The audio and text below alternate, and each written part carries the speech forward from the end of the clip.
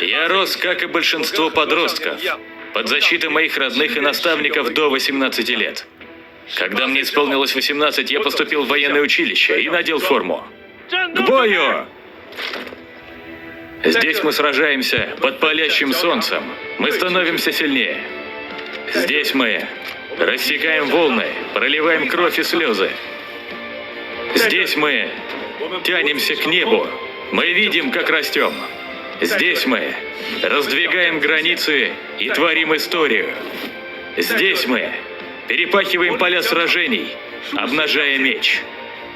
Здесь мы укрепляем дух, защищая наше достоинство. Здесь мы проходим через сильную боль и испытываем наслаждение. Здесь мы потеряли свои нравы и высокомерие нашей юности и обрели непоколебимый мужской характер. Мы орошаем молодость нашей кровью.